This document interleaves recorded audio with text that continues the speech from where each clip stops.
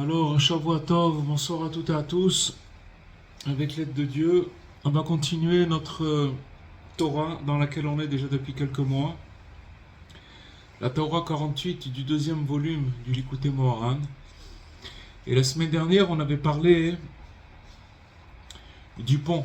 Du pont, c'est-à-dire que Rabbi Nachman, il a dit une phrase: sache que l'homme doit traverser un pont très étroit et que le principal et l'essentiel, c'est de ne pas avoir peur du tout. Alors on a vu plusieurs aspects dans le cours dernier. On a amené plusieurs options en parlant du pont et toutes sortes d'explications. Et donc encore au sujet de ce pont, on va continuer dans ce sens-là. Aussi, on peut voir un autre sens. Le pont, c'est en fait celui du passage critique entre deux extrêmes de pensée. On voit que dans le monde, il y a toujours des pôles opposés qui sont présents dans presque toutes les contradictions qui nous traversent.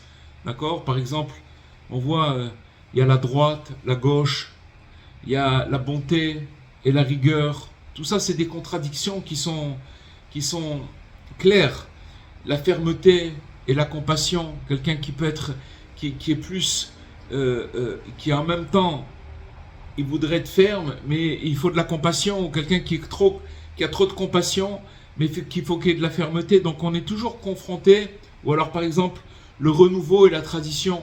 Par exemple, la tradition c'est quelque chose qui est établi depuis tout le temps, et si on veut amener un peu de renouveau dans cette tradition, alors on est confronté à un opposé, et donc c'est très dur. Et la vie, elle est remplie de ces tensions, de ces opposés. Et toute la Torah, tout l'enseignement de Rabbi Nachman, il tourne autour de ces opposés. C'est-à-dire que celui qui est habitué aux enseignements de Rabbi Nachman, et en particulier à leur manière d'être étudiée, c'est-à-dire que celui qui va commencer à se pencher sur un texte de Rabbi Nachman, un enseignement de Rabbi Nachman, alors il va voir très vite que chaque enseignement, il tourne toujours autour d'un point central. Il y a un point central dans l'enseignement, et que ce point, et de ce point, ils sortent deux lignes opposées. C'est-à-dire que maintenant, on est en train d'étudier, et maintenant, on voit que dans l'enseignement, il y a quelque chose de central, et de ça, il sort deux points opposés. D'accord ? Et ça crée des fois des contradictions énormes. D'accord ? Et donc, celui qui étudie, il doit apprendre à chercher son équilibre. Pourquoi on sort avec des grandes contradictions ? C'est-à-dire, il sort de ce point central de contradictions, la droite, la gauche, comme on a dit tout à l'heure, parce que une personne, par rapport à son caractère, par rapport à son essence intérieure, il peut être, par exemple, on va dire quelqu'un qui est ferme de nature. Donc, quand il va étudier un enseignement, il va voir que cette fermeté, elle peut lui jouer des tours. Donc, il va falloir aussi avoir de la compassion. Ou alors quelqu'un qui a trop de compassion et qui lui manque de la fermeté. Donc, il va être toujours confronté à ces deux extrêmes et qui sont, si vous voulez, liés à lui-même, dans la mesure où, si vous voulez, il est confronté à ses traits de caractère, comment il est constitué, et donc maintenant, quand on va étudier, donc il va falloir apprendre à chercher son équilibre et à trouver lui-même le conseil qui lui correspond. Ça veut dire que dans les enseignements de Rabbi Nachman, quand on étudie en profondeur, on va être touché au fin fond de nos sens. Et que là-bas, il va falloir trouver, c'est comme un équilibriste, un équilibre pour pouvoir trouver le conseil qui nous correspond. Donc par exemple, dans notre lettre, la lettre de consolation, l'enseignement numéro 48 qu'on étudie déjà depuis quelques mois, la contradiction, elle se trouve dans la difficulté de faire le lien entre, d'un côté, la capacité de se contenter de peu, ça c'est déjà un côté, donc ça veut dire que maintenant, ça veut dire quoi se contenter de peu ? C'est-à-dire accepter le moment de blocage. Il y a des fois où on est dans un blocage dans la vie, on bloque, ou on bloque devant des situations où on n'arrive pas à avancer, on est bloqué. Et donc pour ne pas se briser à cause des échecs, d'accord ? Donc accepter le moment de blocage pour pas se briser, et que si on rencontre à cause des échecs qu'on peut rencontrer à cause de ces blocages. Et donc cette attitude, elle est indispensable. Pourquoi ? Parce que quand quelqu'un il se trouve coincé dans sa progression, c'est-à-dire qu'il n'arrive pas à avancer, alors cette capacité à patienter, elle l'empêche de tomber dans le désespoir. S'il a de la patience, s'il sait que ça fait partie du processus, et que ce blocage pour l'instant il est momentané, ça ne veut pas dire qu'il va toujours durer, mais qu'il ne va pas commencer à s'accabler, qu'il ne va pas commencer à se décourager de voir toutes si vous voulez, le fait qu'il soit coincé dans sa progression, alors il peut attendre un moment favorable. Donc cette patience, elle lui permet d'attendre un moment où il va pouvoir se libérer de ce blocage. Donc ça, qu'est-ce qu'on a dit? On a dit que la contradiction, elle se trouve dans la difficulté de faire le lien d'abord entre, d'un côté, la capacité de se contenter de peu, ce qu'on a expliqué, et l'autre côté, la mesure de l'audace. C'est quoi la mesure de l'audace? C'est celle qui est tout aussi nécessaire dans le service de Dieu. Ça veut dire, comme elle dit la Mishnah, sois audacieux comme un léopard. Audacieux, ça veut dire audacieux, tenace, parfois même un peu insolent, d'être à bord de l'insolence. Cette audace, elle est aussi essentielle pour avancer, parce que rien de grand ne se fait sans prendre de risques. Ça n'existe pas. Une personne, elle est dans une situation, il y a des fois où il faut se jeter dans l'eau, comme on dit. Et donc ça s'appelle l'audace. Et maintenant, dans la vie intérieure aussi, celui qui veut conquérir des niveaux importants, il doit aspirer avec force, aller de l'avant et ne jamais lâcher son désir, comme on avait déjà expliqué dans d'autres cours. C'est-à-dire que si maintenant, même s'il est bloqué dans une situation, mais au moins que le désir, il ne doit pas le lâcher. Il doit toujours garder le désir d'y arriver, quoi qu'il arrive. Donc c'est un conflit intérieur. C'est un conflit intérieur, ça veut dire c'est d'un côté accepter et se contenter de peu, puisque la personne des fois elle arrive à peine à faire des brides, elle n'y arrive pas. Elle reste comme ça, des fois elle est paralysée, elle n'y arrive pas. Donc se contenter du peu, et d'un autre côté d'être audacieux comme un léopard, ça veut dire de ne pas lâcher le désir quoi qu'il arrive. Et donc c'est un conflit intérieur. Un passage qui est critique, et c'est en vérité une vraie contradiction dans le cœur de celui qui veut progresser. Donc on a donné un exemple, et donc on peut dire ça d'une manière plus émotionnelle. Si vous voulez, si on pouvait dire une phrase d'une manière plus émotionnelle, j'ai tellement envie de contempler la douceur de Dieu, la douceur d'Hachem, mais qui suis-je pour entrer dans le palais du roi? D'accord? La personne, elle dit, elle a envie, elle est bloquée, ça c'est le blocage, mais moi, qui suis-je pour pouvoir entrer dans le palais du roi? Je rêve de grandeur, de pureté et de sainteté, et parfois, ma kippa, elle menace de s'envoler. D'accord? C'est-à-dire que maintenant, même le minimum, il n'arrive pas, il sent que des fois il est vraiment à la limite voilà, il n'y arrive pas, et pourtant il a des aspirations très très grandes. Et en fait, il y a une bonne nouvelle, c'est que ce dilemme, il a déjà été résolu par un élève de Rabbi Nachman, qui a donné ce conseil. C'est quoi le conseil qu'il a donné? C'est-à-dire le conseil de celui qui est dans ce dilemme, dans le fait qu'il est déchiré entre toujours cette même contradiction, ça veut dire de se contenter du peu parce qu'il est dans un blocage, et d'un autre côté d'aller de l'avant et d'être audacieux comme un léopard. C'est quoi ce conseil qu'il a donné parmi les élèves de Rabbi Nachman? Toujours aspirer aux niveaux les plus élevés. C'est-à-dire que peu importe quelle est ma condition, où je me trouve, je dois toujours aspirer à des niveaux les plus élevés. Et en même temps, il faut se satisfaire même du moindre petit bien au niveau le plus bas. C'est c'est un grand écart, hein, mais c'est ça la vérité. C'est ça la vérité. C'est comme ça, si vous voulez, qu'on arrive à tenir la contradiction, c'est-à-dire les opposés. C'est-à-dire l'opposé. D'un autre côté, si vous parlez à quelqu'un de très logique et de très cartésien, il va dire, mais comment, que ça veut dire si on est bloqué? On est bloqué, on ne peut pas, il n'y a pas de résultat.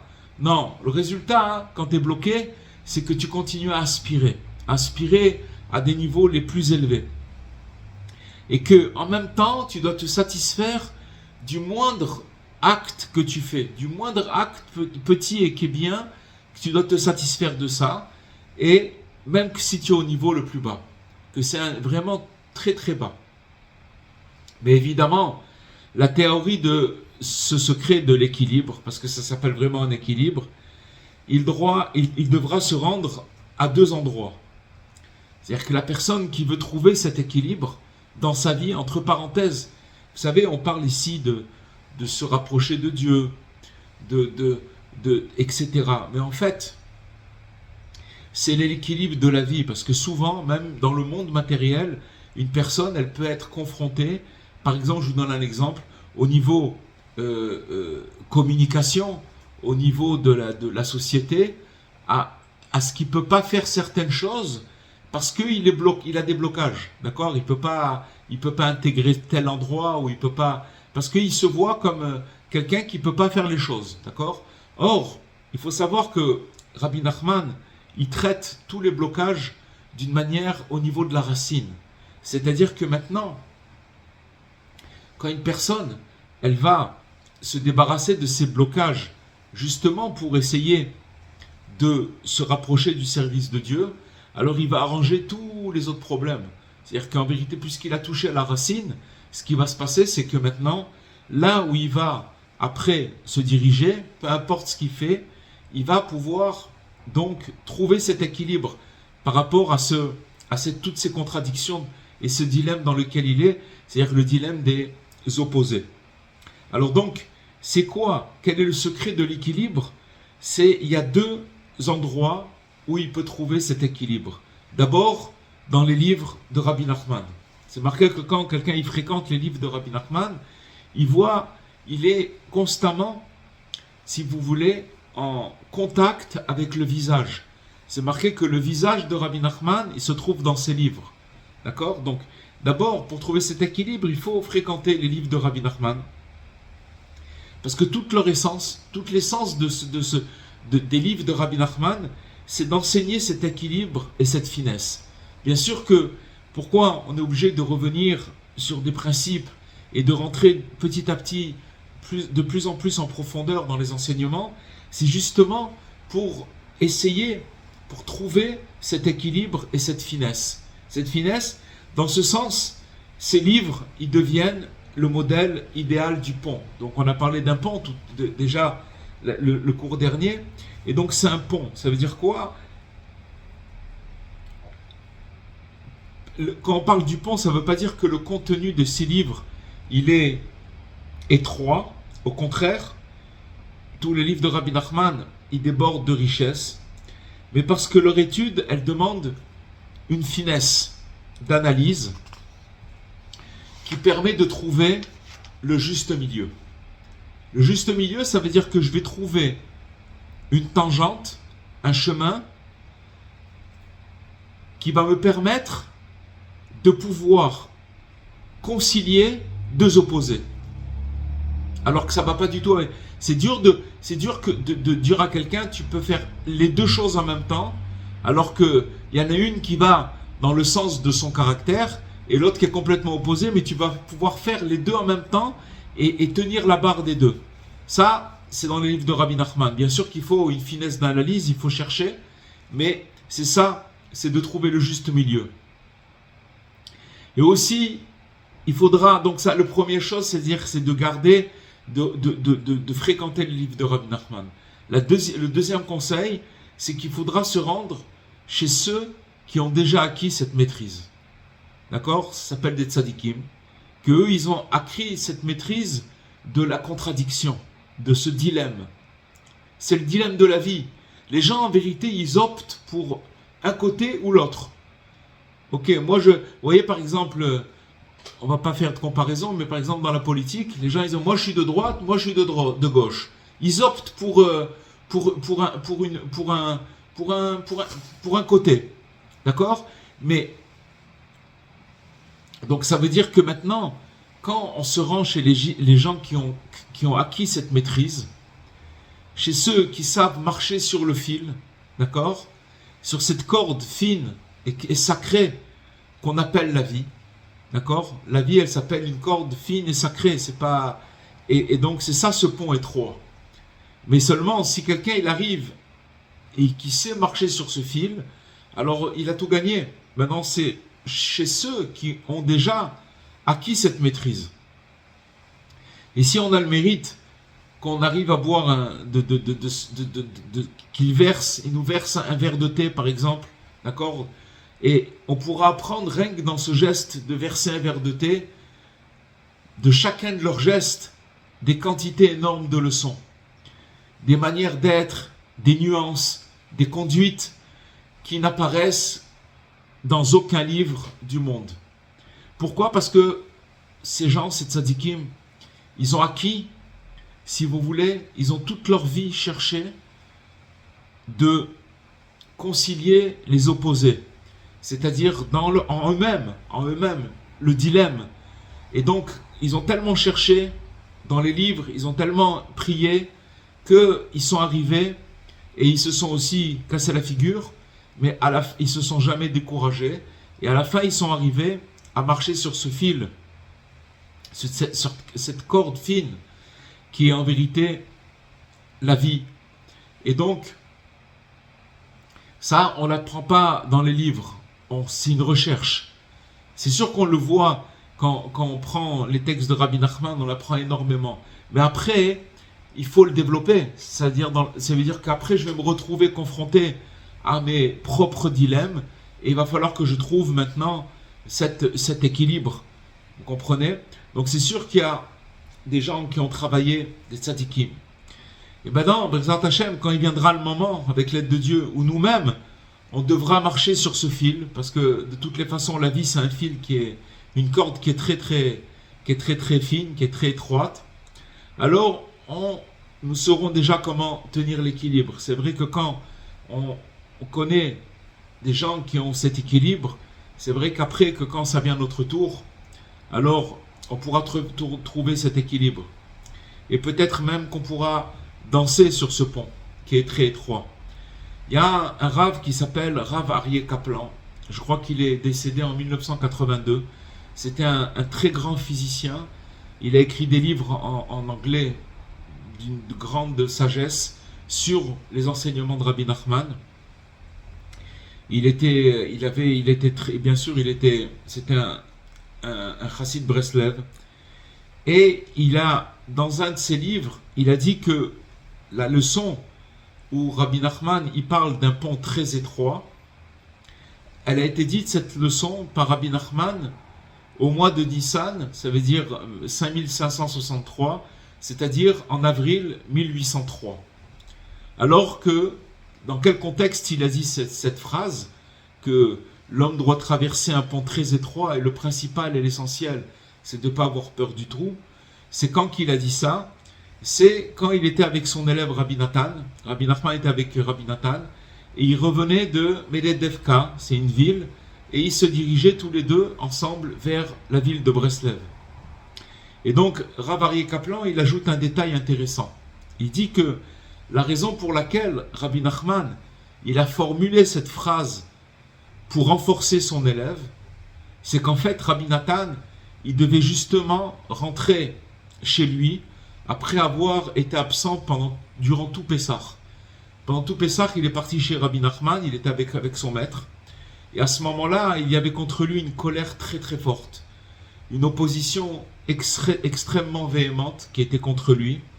Et il appréhendait beaucoup ce retour. Et même, il faut dire, il avait très peur. Rabbi Nathan, il avait très peur de rentrer chez lui.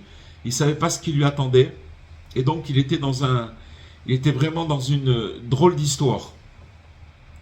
Et dans beaucoup d'endroits, les maîtres, ils expliquent que très souvent, les plus grandes confusions et les plus grandes épreuves, elles viennent de la famille elle-même. C'est-à-dire qu'en vérité, tous ceux qui se sont rapprochés de Rabbi Nachman, on parle maintenant de gens qui étaient ou soit religieux déjà, qui venaient de familles religieuses, mais qui avaient décidé de pousser leurs recherches et de se rapprocher de Rabbi Nachman, ou même des gens qui n'étaient pas religieux, mais souvent chez les gens qui étaient déjà pratiquants, ils ont rencontré des oppositions et des confusions et des grandes épreuves qui venaient de la famille elle-même. Et ce sont des obstacles majeurs que l'élève il doit apprendre à traverser. Et imaginez-vous que Rabbi Nathan, son beau-père et son père, il faisait partie des gens qui étaient contre les enseignements du Baal Shem Tov à l'époque. C'était des tzadikim, attention. Mais à l'époque, il y avait beaucoup de confusion par rapport à ça. Et donc, c'est ce qu'on appelle des mitnagdim, c'est des opposants. Imaginez-vous maintenant que Rabbi Nathan, qui était un sage, un érudit hors pair, il a décidé de se rapprocher de Rabbi Nachman. C'était vraiment une révolution à cette époque. Et donc, si vous voulez, au sein même de sa famille, il était confronté à des épreuves, à des confusions, à des obstacles qui étaient très très durs et qu'il devait apprendre à traverser. Et là, il se pose le problème pour quelqu'un de saint, de grand comme Rabbi Nathan. Parce qu'on a le commandement, c'est marqué Ish ve'imo ve'aviv tiraou. Ça veut dire que ton père et ta mère, tu dois les craindre. Il doit craindre, respecter profondément ses parents. C'est un précepte de la Torah, c'est marqué dans la Torah. Et tout de suite après ce verset, d'accord, qu'est-ce qui a marqué? Tout de suite après le verset que l'homme il doit craindre, respecter profondément ses parents, tout de suite après ce verset, c'est marqué que et mes Shabbatot, vous les garderez. D'accord? Ve'et Shabbatotai tishmeru. C'est-à-dire que dans le verset où c'est marqué qu'il faut respecter ses parents, tout de suite après il y a marqué que mes Shabbatot, mes Shabbats, vous les garderez. Alors c'est-à-dire que oui, il y a une obligation de respect envers les parents et les maîtres. Mais les Shabbatot de Dieu sont au-dessus de tout. Ça veut dire que, c'est-à-dire que là, que l'on doit puiser la sérénité et le calme nécessaires pour affronter toutes les tempêtes émotionnelles et familiales. En d'autres mots, ne pas avoir peur du tout. C'est-à-dire que maintenant, cette méthode, elle permet de se libérer de la peur en se connectant à ce calme supérieur. C'est-à-dire que maintenant, quand la Torah nous dit de respecter nos parents, il y a quelque chose, une dimension plus grande. C'est-à-dire que c'est la connexion avec vous garderez mes Shabbats. Ça veut dire que vous allez vous propulser dans ce calme et vous connecter à ce calme supérieur qui finalement, c'est-à-dire que chacun il peut accéder à cette chose en ayant une petite méditation qui est accessible à chacun. Quand on se trouve dans une situation où la pression elle monte, quand on sent qu'on va exploser, il faut s'arrêter quelques instants. C'est ça la sagesse. Et si possible, chercher un endroit tranquille dans la nature, déconnecter les téléphones, d'accord? Fermer les yeux, fermer la bouche et essayer de mettre ses sens entre parenthèses. C'est-à-dire que de tout arrêter pour être entièrement tourné vers l'intérieur. Donc se permettre de goûter une petite parcelle de repos du Shabbat. En fait, le Shabbat, pour ceux qui savent ce que c'est le Shabbat, et tout le monde, bon Hachem, chacun, il goûte à ce Shabbat-là. Donc on sait que le Shabbat, c'est le repos, pas seulement le repos du corps, le repos de l'âme, il y a un truc qui s'arrête le Shabbat, et c'est une petite parcelle du monde futur. Maintenant, Rabbi Nachman, ce qu'il nous a dit, c'est que c'est possible de le goûter tout le temps. À partir du moment où une personne, elle prend du recul et qu'elle va se connecter à l'intérieur de lui-même, à ce calme-là qui existe, à cette méditation, alors il va goûter à ce repos du Shabbat, même au milieu de la semaine. Et donc, ça, ce conseil-là, il nous permet que quand une personne, elle arrive, d'ailleurs, quand Rabbi Nachman nous demande de prendre un moment tous les jours pour parler, pour s'isoler, c'est justement la vie c'est un grand pont, d'accord? C'est un pont qui est étroit mais qui est grand puisque ça dure une vie.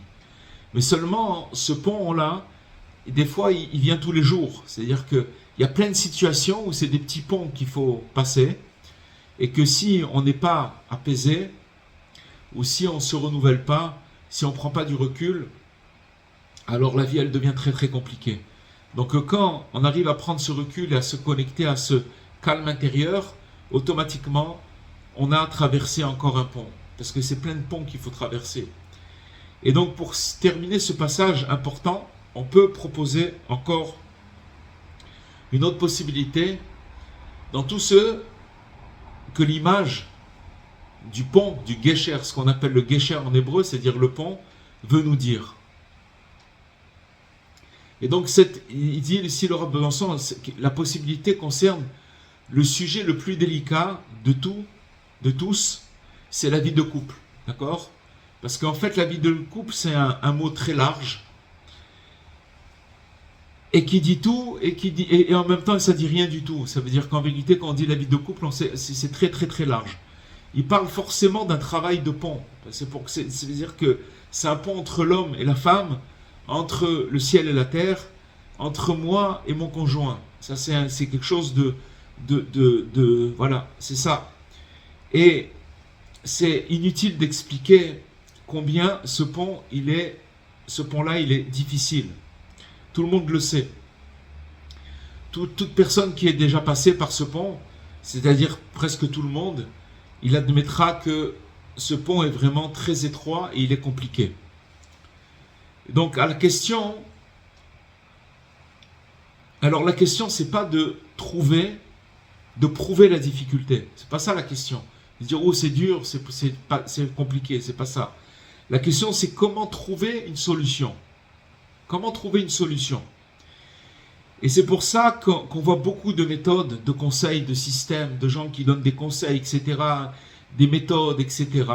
Mais au fond, chacun reste ce qu'il est. Et l'autre, il reste ce qu'il est. C'est-à-dire qu'en vérité, on reste nous-mêmes. Changer, c'est très très compliqué. Donc surtout quand on vit avec une personne, alors la personne reste qui elle est. Et donc maintenant, qu'est-ce que c'est le pont qui relie deux personnes tellement différentes? D'accord? Donc les élèves de Rabbi Nachman, qui sont considérés comme les spécialistes du pont, pourquoi il y a des spécialistes du pont? Parce que Rabbi Nachman, dans ses enseignements, il révèle des contradictions en nous-mêmes. Il nous fait montrer combien on est contradictoire, combien on vit dans des opposés. Et donc, le mariage aussi, c'est deux opposés qui s'unissent, d'accord? Et donc, les élèves de Rabbi Nachman, eux, c'est des spécialistes du pont. Ils proposent un exercice très simple d'imagination. C'est le Rav Besançon qui ramène ça dans son livre. Il nous dit comme ça. Essayez d'imaginer qu'un homme, il prend la place de sa femme juste pour 1 heure. Juste pour 1 heure, il va faire ce que sa femme, elle fait. C'est impossible. C'est absolument impossible. Il est incapable. On lui demande pas, vas-y maintenant, une journée, fais ce que ta femme, elle fait dans une journée. On lui dirait qu'1 heure. Il ne peut pas le faire. C'est pas possible. D'accord? Parce que, voilà, c'est pas possible d'arriver à ça. Alors, il nous dit ici, c'est pour ça qu'il faut faire un pas. Et aussi la même chose pour le mari. La femme, des fois aussi, elle ne peut pas comprendre. Elle ne peut pas comprendre son mari dans les pressions dans lesquelles il peut être, etc. Mais en tout cas, ça résume à une chose. Il nous dit, mon frère, fais un pas vers elle. C'est-à-dire qu'il faut faire un pont. Il faut faire un pont et de mettre un peu ce côté, cette rigidité masculine de côté. Et tu verras combien la femme, elle est belle, combien elle est grande et combien elle est belle. Donc il dit, voilà, donc c'est ça aussi c'est un aspect du pont. Ça aussi c'est un aspect du pont. Donc maintenant on continue, on a arrêté avec, on a expliqué toutes sortes d'aspects par rapport au pont dont on a parlé la dernière fois et aujourd'hui. Et maintenant on continue dans le texte. Il nous dit, et la règle essentielle, le principe central, c'est de ne pas avoir peur du tout. Donc on a dit que sache que l'homme doit traverser un pont très très étroit. Et donc maintenant la règle essentielle, Et le principe central, c'est de ne pas avoir peur du tout. Donc après avoir défini ce qu'est ce pont étroit, on l'a dit, on l'a bien expliqué, on peut maintenant donner une définition technique de la peur et de la crainte. Qu'est-ce que c'est la peur? Qu'est-ce que c'est la crainte? Mais en fait, il faut savoir, les amis, que la peur, c'est tout simplement le sentiment naturel qui se réveille dans l'être vivant, dans la personne, lorsqu'un danger le menace. D'accord? S'il y a un danger qui vient, lorsqu'il sent que quelque chose pourrait lui faire du mal ou l'annuler, d'accord? Alors en face face à un danger, qu'est-ce que la peur provoque? D'accord? Quand une personne a la peur, un danger, qu'est-ce que la peur, elle provoque? Alors, en fait, la peur, qu'est-ce qu'elle fait? Elle resserre la personne. Elle la contracte et elle la rend plus tendue. C'est-à-dire que la personne, elle se contracte, elle est complètement tendue. Et automatiquement, tout le système de défense se met en route. Ça, c'est la peur. C'est-à-dire que la personne, elle commence à avoir des antennes, elle commence à sentir des choses, elle commence à... et c'est ça qui est en train de se passer. Et donc, maintenant, la question, c'est pourquoi la peur, elle éveille autant d'énergie. Quand une personne a peur, elle a une énergie qui dépasse tout. Et pourquoi elle est poussée à agir? En fait, la raison, elle est très simple. C'est parce que toute peur, elle vient d'un amour immense. D'accord? Parce qu'une personne s'aime elle-même. Une personne, elle s'aime. La personne qu'on aime le plus sur Terre, c'est nous-mêmes. Mais parce qu'elle aime sa tranquillité, sa vie, son bonheur, parce qu'elle aime ceux qui lui sont chers, alors elle a peur de ce qui pourrait leur nuire. D'accord? Elle a peur de ce qui pourrait lui nuire à elle-même, elle a peur de ce qui pourrait lui nuire à son entourage. Donc toute cette peur, si vous voulez, elle est liée à un amour qui est très très grand. Donc au fond, la peur, c'est seulement un produit de l'amour. Et donc seulement, voilà, il faut comprendre une chose, c'est que lorsque la peur, elle dépasse la mesure, alors l'amour qui s'est trouvé, il disparaît complètement. Des fois, il y a des gens qui ont peur qu'il arrive quelque chose à leur entourage, etc. Mais en vérité, cet amour-là, il est complètement caché. Ça veut dire il est perdu. C'est dans la mesure où, si vous voulez, il va disparaître. Parce que ce qui est là, en évidence, c'est la peur. Et donc, en fait, ce qui reste, quand une personne elle a peur et que cette peur, elle n'est pas dans la mesure, alors il reste une peur sans lumière. Si la peur, il y a une peur avec la lumière, ça veut dire qu'il y a l'amour, alors la chose, elle est très bien. C'est en fait une peur sans lumière, ça veut dire que c'est une peur qui n'a plus d'amour. L'amour, il a disparu. Et c'est précisément de cette peur-là que Rabbi Nachman, il nous dit de nous éloigner. Vous voyez, on a expliqué ce que c'est le pont, maintenant on explique ce que c'est la peur. Cette peur-là, il faut faire très très très attention, parce qu'il y a des fois où on se trouve dans des situations où on a peur, où la situation elle est étroite et on a peur, et si vous voulez, l'excès de cette peur qui n'est pas dans la mesure, elle nous amène, Rabbi Nachman nous dit qu'il faut faire très très attention à cette peur, parce que ça s'appelle pas, c'est une peur exagérée, c'est une peur qui est pas, si vous voulez, où on perd complètement si vous voulez, une peur qui est équilibrée, c'est une peur où à l'intérieur il y a de l'amour, il y a du calme. On peut avoir peur, mais c'est une peur qui est mesurée. D'accord? Et donc, la peur, dans son fondement, elle est positive, puisqu'elle est là pour garder l'amour, puisqu'elle est là pour garder notre bien-être. C'est-à-dire, pourquoi on a peur? Parce qu'on a peur d'être dérangé par quelque chose qui risque de nous faire perdre notre bien-être ou faire du mal aux gens qui sont autour de nous. Mais tant qu'elle reste proportionnée, elle devient même un moteur extraordinaire. Un exemple qui est très simple. Si quelqu'un il est poursuivi par un taureau qui veut le charger, d'accord? Dieu préserve. Grâce à la peur naturelle que la personne est là, qu'elle ressent, alors il va commencer à courir bien plus vite que d'habitude. Même si une personne d'habitude, elle est impossible de faire un sprint, je peux vous garantir que si une personne a la peur, elle va se trouver à se faire un sprint qu'elle pensait pas qu'elle était capable. Mais c'est la peur qui lui amène cette chose. La peur, elle va réveiller en lui des forces qu'il ne connaissait même pas. Et donc la peur l'aide, la peur le protège, puisque maintenant il fuit la personne qui veut l'attaquer, le taureau ou le chien. Donc le problème, il n'arrive que quand la peur n'a aucune raison d'être. C'est où que le problème il existe. Il existe que quand une personne, elle a peur, mais qu'elle n'a pas de raison d'être. Quand il n'y a pas de danger réel. Ça veut dire que quand ce ne sont que des scénarios imaginaires, que la personne, elle s'imagine des choses, elle a peur, alors que ça n'existe pas. Des suppositions, d'accord, des images mentales, elle se fait des films. Alors, la peur, elle devient maladive. Elle abîme plus que n'importe quel danger réel. D'accord?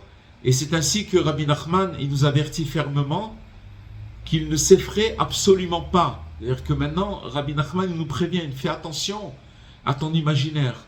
Fais attention que quand tu vas arriver à une peur, fais très très attention que ce n'est pas une peur qui va te paralyser et qui va te faire tomber du pont, que Dieu préserve. Comme on a expliqué que le pont il est étroit, mais en fait ce qui fait tomber la personne, c'est pas la situation elle-même, c'est l'analyse, c'est l'imaginaire de la situation dans la tête de la personne qui fait que la personne elle perd l'équilibre. Et sur cette phrase, le texte, il veut encore clarifier deux choses essentielles. Il pose deux questions simples, d'accord? Qu'en est-il de la crainte positive? Ça déjà, qu'est-ce que c'est la crainte positive? Et concrètement, comment agir? Il y a deux choses. Qu'en est-il de cette crainte positive dont on a parlé? Et comment on doit agir? Donc, concernant cette crainte positive, alors il faut ouvrir les yeux. Il faut regarder combien de philosophes, d'écrivains, de penseurs, ils ont essayé pendant des générations de comprendre ce qu'était la bonne crainte et ce qu'était la mauvaise. Et ils ont parfois trouvé des éclairs d'intuition, pas des solutions, des éclairs d'intuition, mais au fond, ils n'ont pas résolu l'essentiel. Comment découvrir l'amour qui se cache à l'intérieur de la crainte, à l'intérieur de la peur? Comment on fait pour trouver cet amour-là? Et donc, c'est de là qu'est venue l'erreur de ceux qui ont voulu supprimer totalement la peur du monde pour soulager une humanité qui est en fait écrasée par le stress. En vérité, il y a des fois des gens qui veulent, ils ont essayé, des fois des philosophes, d'annuler complètement cette peur, cette crainte. Parce que, mais en supprimant toute peur, si on enlève complètement la peur, alors on a supprimé aussi la bonne crainte. Et à cause de ça, ça a créé une catastrophe. Parce que si on n'a plus peur de rien, alors ça veut dire que c'est complètement c'est de l'insouciance, on fait ce qu'on veut.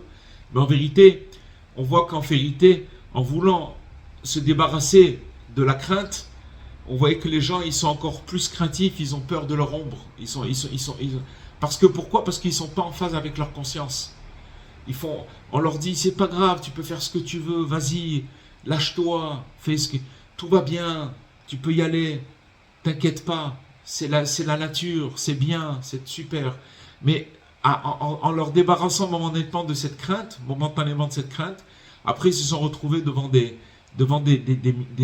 peurs et des craintes parce que finalement leur conscience elle est pas en phase.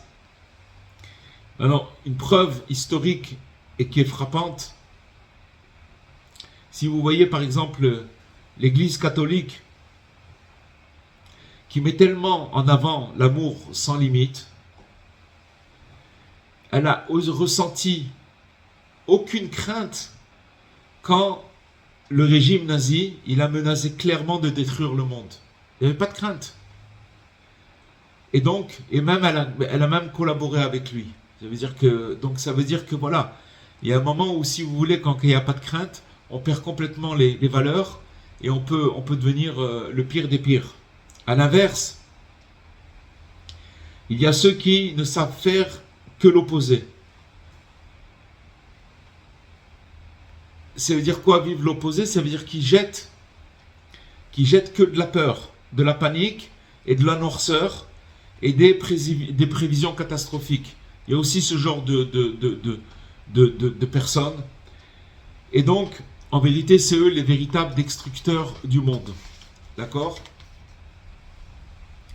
On voit, il dit ici, le Rabbi Benson, il ramène que, par exemple, un exemple très actuel, les médias internationaux, que la majorité de ce qu'ils diffusent, c'est en vérité seulement un flot continu d'horreur, d'accord? De violence, de catastrophes, de scandales, de trahisons, des images toxiques. Et ils nourrissent, ils cultivent et ils exploitent les tendances les plus basses du public. En faisant montrer ça, les gens ils se connectent, si vous voulez, à la source de la peur. C'est-à-dire mais c'est une peur qui est complètement nocive et qui les fait tomber. Au lieu, en fait, d'aider les gens à se transformer positivement. Voilà.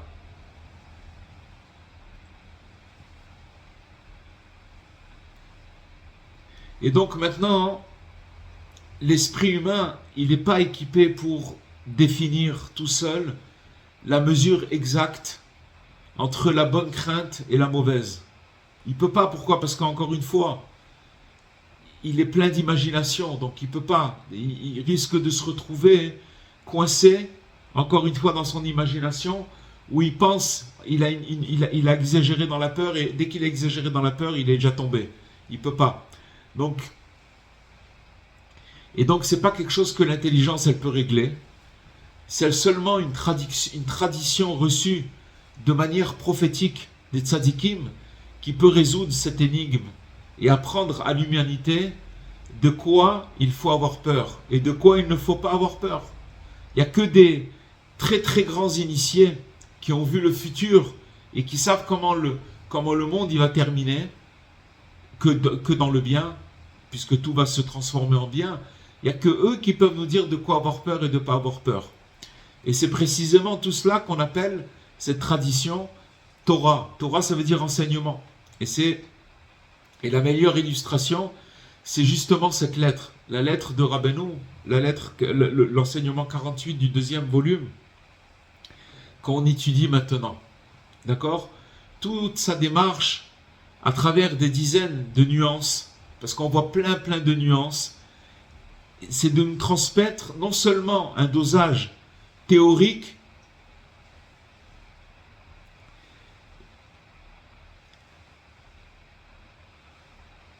mais un dosage vivant. C'est pas théorique qu'on veut on veut pas nous donner un dosage figé théorique des principes. C'est pas ça l'enseignement de Rabbi Nachman.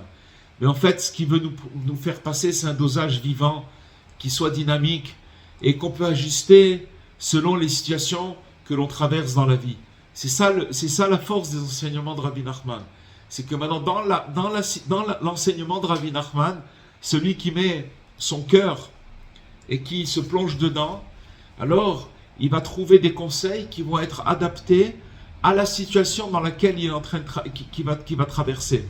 Maintenant, ma situation que je traverse, c'est pas la même que mon conjoint, ou que mon ami, ou que mes enfants, ou que mes parents, ou que mes amis. Ça n'a rien à voir. C'est-à-dire que chacun il doit passer par un pont qui lui est spécifique. Donc maintenant, il va falloir qu'il trouve des conseils qui l'aident à passer. Et donc c'est ça les enseignements de Rabbi Nachman. Et donc du côté pratique, dire de ne pas avoir peur du tout, c'est magnifique, ça inspire. Mais quelqu'un il pourrait dire, mais moi, bien sûr, mais moi je suis quelqu'un de peureux depuis longtemps. Et donc cette phrase-là de ne pas avoir peur du tout, ça ne me suffit pas pour enlever mes craintes, mes peurs. Alors il nous dit ici, si c'est ton cas, mon frère bien-aimé, sache une chose. Beaucoup de nos peurs viennent d'un fait simple. Nous avons fui nos responsabilités. Voilà d'où elles viennent, comme on l'a dit tout à l'heure, c'est-à-dire que la personne elle a fui sa conscience. On a ignoré notre conscience, on n'a pas écouté ces appels répétés, les rappels, toute notre conscience, elle nous rappelle toujours, elle nous lance des messages, et on a ignoré ça. Et on ne lui a pas donné la place qu'elle mérite. Et parfois, on l'a même méprisé, cette conscience, notre conscience. Alors la petite étincelle de clarté, de jugement intérieur, qui s'abîme quand on fuit et quand on nie. D'accord? Il y a toujours chez quelqu'un, on a tous une clarté, une étincelle de clarté. Ça veut dire que c'est de jugement intérieur et qui s'abîme quand on détourne le regard. Et donc elle tombe et elle se déguise dans des choses extérieures ridicules. C'est un autre enseignement de Rabbi Nachman. Il dit que quand on fuit notre conscience, alors maintenant une personne elle va avoir peur d'une araignée, d'une souris ou des détails insignifiants. Elle va avoir une très très grande peur. Tout cela pour nous faire justice. Parce qu'en fait, pour nous faire peur, pour nous réveiller. Vous comprenez, ça veut dire qu'en fait, si vous voulez la crainte, normalement on doit avoir la crainte de Dieu.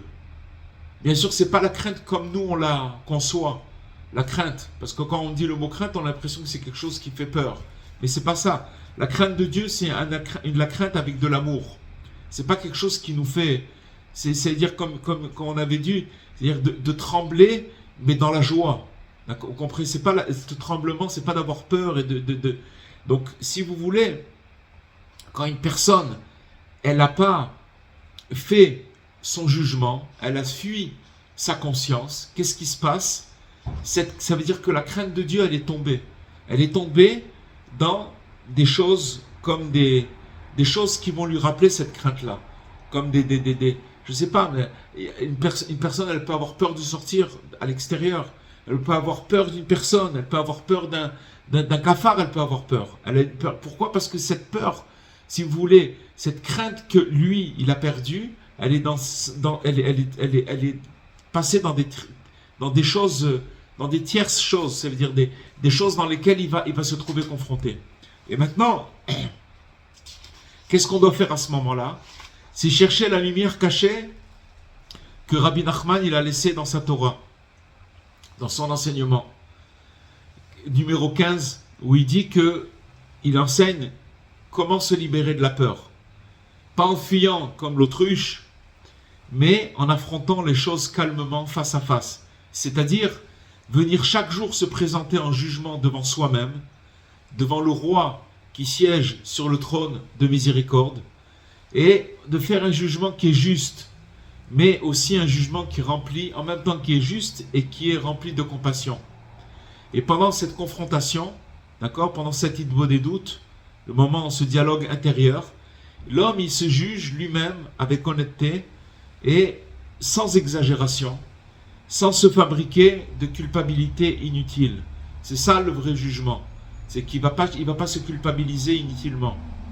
Et quand on fait ce jugement quotidien, comme Rabbi Nachman il enseigne, ce petit moment où on se regarde en face avec honnêteté et avec douceur, alors ce jugement-là, il remonte toutes les peurs tombées, c'est-à-dire toutes les frayeurs imaginaires, et il les ramène vers le niveau de la conscience, vers le da'at. La conscience, ça veut dire que la personne, elle prend conscience et dit, mais cette peur-là, elle n'existe pas. Et il existe juste une seule crainte, c'est la crainte de Dieu. C'est une crainte, mais seulement la crainte de Dieu, c'est pas une crainte qui nous fait peur. C'est une crainte qui est emplie d'amour. En fait, si vous voulez, la crainte de Dieu, c'est une connexion. Et quand une personne, elle doit avoir peur de perdre cette connexion. Donc, vous comprenez? Donc, pourquoi? Alors, tout ce qu'elle va faire, c'est pour pas perdre cette connexion. C'est-à-dire qu'elle va être responsabilisée pour pas perdre cette connexion. Et quand ces peurs, on a dit que donc, quand elle se juge, la personne, c'est toutes les peurs qu'elle avait, elles remontent à la conscience, alors elles perdent toute leur force. C'est fini, elles n'existent plus. Et tous ces facteurs extérieurs qui nous faisaient peur, ils se vident de leur puissance et leur menace, elle disparaît. Et on se retrouve complètement libéré de toutes ces peurs. Et pourquoi? Pourquoi on se retrouve libéré de ces peurs? Parce qu'on les a remplacées par une autre forme de crainte. C'est une crainte magnifique en fait. C'est celle dont le signe le plus clair est qu'elle apporte de la joie. Sachez les amis, si vous voulez faire un test, c'est que une vraie crainte, c'est une crainte qui est liée à la joie. D'accord? Comme c'est marqué, il est dit Vegilou birada. Et birada, ça veut dire réjouissez-vous tout en tremblant. C'est ça la crainte de Dieu. C'est-à-dire que c'est la joie, c'est-à-dire que vous allez vous réjouir et vous allez trembler en même temps. C'est plus une peur ce n'est plus une peur qui écrase. Cette peur-là, elle n'écrase pas du tout, mais c'est une crainte lumineuse. Donc vous allez voir que des fois une personne a peur, mais c'est une peur qui terrorise. Et cette peur-là, elle est tombée dans des objets ou dans des situations. Et comme on a expliqué maintenant, en faisant son jugement sans se culpabiliser, alors tout simplement ce qui va se passer, c'est qu'elle va monter cette crainte, elle va monter dans la conscience. Et elle va comprendre, finalement, elle va se connecter à Dieu. À Dieu, c'est-à-dire que c'est la source de toute la crainte qui réjouit. Donc ici, il parle de la vigilance lumineuse. C'est ça cette crainte, c'est d'être vigilant tout en étant lumineux. Parce qu'en fait, celui qui a le mérite d'y accéder, il en retire un éclat. Il en retire un éclat, un rayonnement qui vient de la lumière cachée du fond de son âme. En fait, cette lumière-là, cette joie-là, elle est au fond de l'âme de chacun. Et maintenant, si elle est stockée au fond de notre âme, et que maintenant, si vous voulez, notre conscience, elle nous envoie des messages qu'on met de côté, alors finalement, on tombe dans une crainte qui fait la crainte de la vie, la crainte des situations, la crainte de la peur, d'accord? Et cette peur-là, elle est très dangereuse, et c'est cette peur-là que Rabbi Nachman dit, n'ayez pas peur. Là, on parle d'une peur, si vous voulez, que quand une personne, elle prend le temps de se juger, le temps de s'isoler, le temps de parler avec Dieu, le temps de chanter avec lui, etc., automatiquement, il va révéler une lumière qui est cachée au fond de son âme. Et bien sûr, on peut comparer cet état de conscience qu'on acquiert grâce à cette méthode.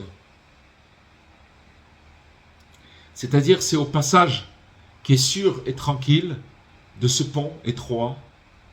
Parce que les sages ils expliquent que la conscience claire est justement ce qu'on appelle le da'at. Et c'est justement ça qui fait le lien. C'est ça qui fait le pont. C'est-à-dire qu'en vérité, quand une personne elle est consciente, tout simplement, que dans toutes les situations de sa vie, Dieu il est avec lui, il ne le lâche pas une seule seconde, alors il est confiant. Il est confiant. C'est sûr que le pont il est étroit. Mais il est étroit, mais il arrive à le passer. Il arrive à tenir en équilibre sur ce pont. D'accord? Et tous les opposés, tous les extrêmes de l'âme. Et ça veut dire qu'en fait, il fait le pont entre tous les opposés et les extrêmes de l'âme. C'est-à-dire qu'il arrive à des fois être dans une situation sur lui-même où il n'arrive même pas à se comprendre, où il a des comment on appelle ça, des opposés en lui-même qu'il ne comprend pas et qui traînent depuis des années et qu'il n'arrive pas à résoudre. Et avec ça, quand il se libère de toutes ses peurs, il arrive à faire ce lien, ce pont entre toutes ces opposés-là. Et maintenant, il nous dit ici une autre astuce merveilleuse contre les peurs, c'est de se connecter de toute son âme et de tout son cœur et de toute son âme à l'homme de merveille. L'homme de merveille, c'est Ishpele. Ishpele, parce que sa merveille à lui, on va dire qui c'est, vous devez deviner, c'est que lorsque tu te connectes à lui, d'accord, quand tu sens sa force, son intelligence, bien sûr on parle de la force et de l'intelligence de Rabbi Nachman, ce côté, il s'appelle l'homme merveilleux, quand tu sens combien il te comprend vraiment, Rabbi Nachman il nous comprend vraiment. Si quelqu'un il fait attention, il va se rendre compte que Rabbi Nachman, chacun, il lui parle son langage, il le comprend vraiment. et combien sa puissance, elle protège, et comment il guide la main dans la main comme un grand frère. Il nous prend la main dans la main comme un grand frère, alors il nous conduit vers la découverte la plus importante de toutes. C'est quoi la découverte la plus importante de toutes? C'est nous-mêmes. C'est nous-mêmes qui on est. Et dans ce cas-là, même si le pont il est étroit, même s'il semble, même s'il tremble, même s'il bouge, alors on ne ressent aucune peur. C'est ça toute la nouveauté. C'est ça la grandeur. C'est-à-dire que le pont, même s'il bouge, même si ça tangue, il y a de la tempête, mais on n'a pas peur parce que justement, et il faut faire attention. Et que Dieu préserve, on n'appartient pas à une secte, d'accord? Et on n'adhère pas à un mouvement. Et on ne s'inscrit pas non plus à un club. C'est rien de tout cela. Ça veut dire tout simplement se connecter dans le cœur et dans l'âme à la source de la sagesse. Et dans une intimité sincère, sans dépendre de personne dans le monde. Tout ça, et ça, chacun il peut le faire. Chacun là où il est, dans son lit, dans sa journée, il peut se connecter à cette âme qui est l'âme de Rabbi Nachman. D'accord? Et si on prend le niveau de Pélé, ce qu'on a dit Ishpélé, merveille, ça veut dire la merveille, alors au niveau kabbalistique, ça a le pouvoir d'annuler toutes les peurs. D'accord? Et pour illustrer cette tranquillité intérieure que ressent celui qui est connecté au pur et au puissant, alors on va donner un exemple très parlant de notre époque. Si on imagine maintenant un pilote d'avion qui est encore en formation, un jeune pilote qui est en formation, et on lui confie, juste pour l'exercice, le manche d'un avion géant, d'un Boeing, d'un Jumbo, d'accord, le plus perfectionné, et c'est un modèle tout récent. Et donc la personne, elle doit piloter, et à l'intérieur, il y a des centaines de passagers. Donc lui, il ne sait pas, c'est un novice, il ne sait pas piloter encore, il apprend. Et on lui demande de se poser en atterrissage d'urgence. Maintenant, il y a un problème, on lui dit maintenant tu dois atterrir. Alors, la personne, elle n'est pas du tout expérimentée. Et soudain, la personne, elle commence à transpirer. Elle a de la sueur froide. Elle a une peur qui l'envahit. Elle ne sait pas quoi faire. Et elle est vraiment au bord de perdre complètement le contrôle. Mais imaginez-vous qu'est-ce qui arrive si, juste à côté de lui, d'accord, juste à côté de cette personne, c'est le siège du copilote, il y a un instructeur de haut niveau. Et un maître, un vétéran, un ancien qui a déjà navigué 40 ans sur tous les avions. Et c'est un pilote chevronné avec des dizaines d'années d'expérience, d'accord? Et quelqu'un qui sait gérer absolument toutes les situations inimaginables. Alors, si cet instructeur, il se penche et il lui dit à ce jeune novice, ne te trouble pas mon ami, je suis là, je suis avec toi. Alors vraiment, si c'est une situation comme ça, tout change. Tout change. Et la peur, elle recule. Et l'esprit, il devient clair. Donc, la personne, elle retrouve la lucidité nécessaire pour gérer la situation. Et bien, c'est exactement, les amis, ce que ressentait Rabbi Nathan. Rabbi Nathan, le jour où Rabbi Nachman lui a révélé pour la première fois le fameux enseignement, le pont très étroit. C'est exactement ce qu'il a ressenti. Et c'est exactement ainsi que se sentiront toutes les générations qui viendront se mettre à son ombre, à l'ombre de Rabbi Nachman, et qui s'appuient sur la force du grand pilote, qui est tranquille, qui est sereine, d'accord, et totalement libéré. Il va être totalement libéré de la peur. Et maintenant, il faut écouter une chose. Il faut savoir une chose. L'homme doit traverser un pont très, très étroit. Et la règle essentielle, ce que Rabbi Nachman met au centre, ne pas avoir peur du tout. Et Rabbi Nachman a dit sur lui-même, moi je suis un homme de merveille. Mon âme est une grande merveille, une nouveauté comme moi, il n'y en a jamais eu dans le monde. C'est ce qu'il a dit Rabbi Nachman. Ani ish pele, venishmati pele gadol, chidush kamoni, lo haya baolam. Ça veut dire que moi je suis un homme de merveille, mon âme c'est une grande merveille. Une nouveauté comme moi, il n'y en a jamais eu dans le monde. Alors d'abord, cette expression, elle peut déranger. Certaines personnes, elles l'entendent comme si c'était de l'orgueil, que Dieu préserve. Mais nous avons un principe très simple. Lorsqu'un homme, il mérite d'élever l'orgueil de son cœur, d'enlever l'orgueil de son cœur, il commence à ressentir la pureté des tzadikim. Mais quand il utilise pour eux-mêmes des titres élevés, même quand ils utilisent pour eux-mêmes des titres élevés. C'est-à-dire que maintenant, si quelqu'un il fait un travail pour enlever l'orgueil qu'il y a dans son cœur, il ressent les tzadikim. Même s'il entend les tzadikim disent des choses sur eux-mêmes, des titres très élevés. On voit par exemple pour Rabbi Shimon Bar Yochai qui dit à son élève et son fils que la totalité du peuple juif, que lui et son fils, ça représente la totalité du peuple juif. Rien que les deux, ils sont aussi grands que tout le peuple juif. Ou que Rabbi Yosef, il affirme que l'humilité n'a pas disparu du monde puisque lui-même est encore là. C'est des paroles très très fortes qui sont marquées. Ou alors que Moshe Rabbeinu, il a dit que lui-même, qu'il est le plus humble des hommes. Et il y a encore beaucoup comme ça d'exemples. Tant que cela dérange quelqu'un, alors qu'il n'a qu'à prendre le temps de regarder où il en est, lui, dans l'humilité. D'accord ? Si ça dérange quelqu'un, ça veut dire que la personne, elle n'a pas commencé à enlever de l'humilité de son cœur. Parce que le manque d'humilité, elle peut pousser un homme à rabaisser un tzaddik au niveau de ses propres limites humaines. Ça veut dire que la personne, elle se réfère, elle voit les choses par rapport à ce qu'elle est elle-même. Et maintenant, on va se concentrer sur le mot Pélé. Pélé, ça veut dire merveille, mystère. Et on va essayer d'épuiser les forces dont on a besoin pour vivre. Et ce qui est peut-être le conseil le plus difficile de tous, ça veut dire de ne pas avoir peur du tout. Dans la tradition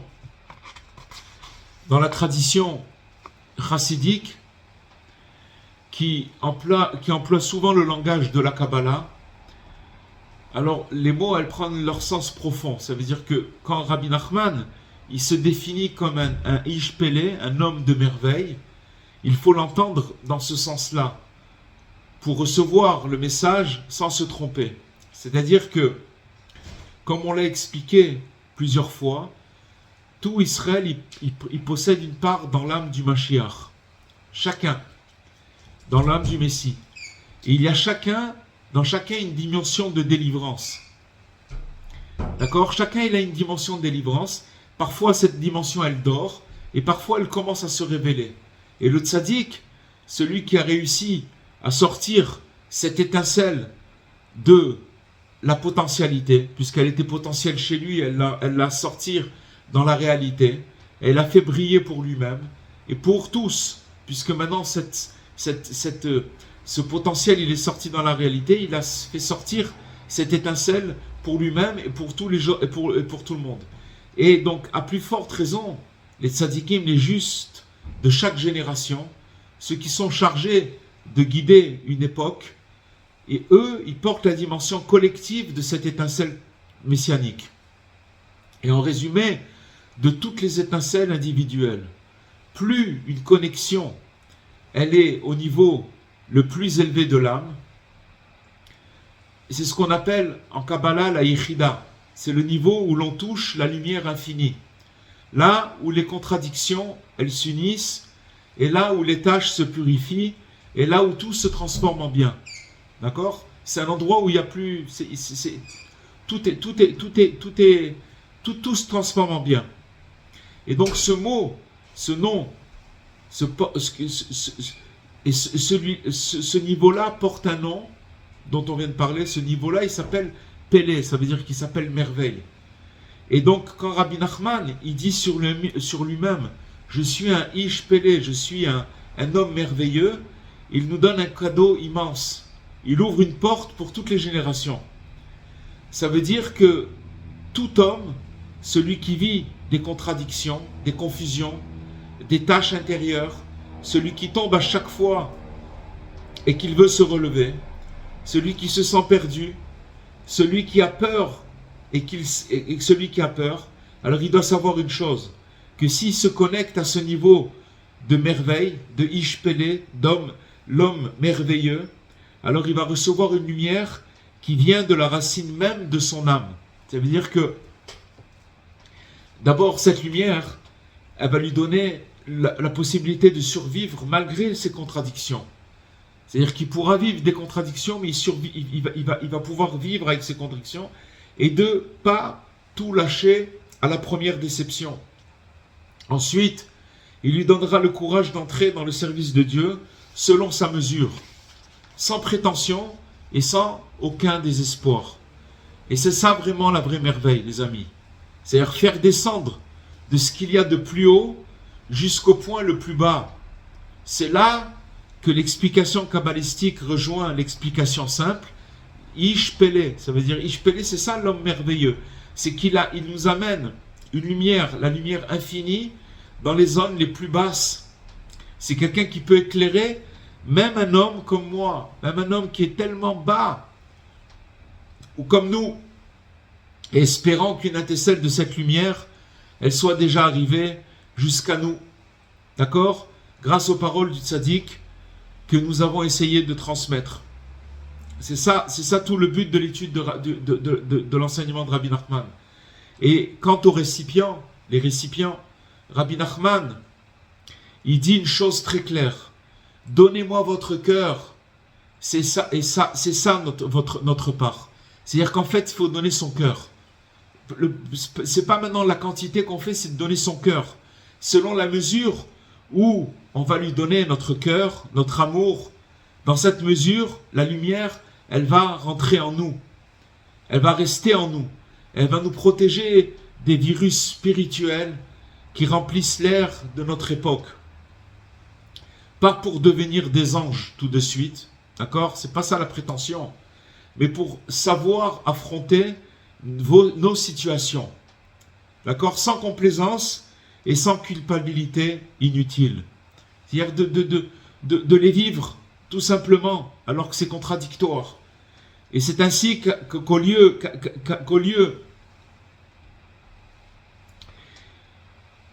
ça veut dire qu'en vérité, il va réunir les contraires.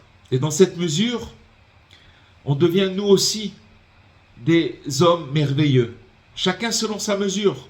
Parce que automatiquement, si on est connecté à cet homme merveilleux, qui est capable d'amener cette lumière infinie dans les zones les plus basses, et que, puisqu'il nous a demandé de donner notre cœur, alors nous aussi, quelque part dans notre mesure, alors on est aussi ishpélé, on est des hommes merveilleux, des hommes et des femmes.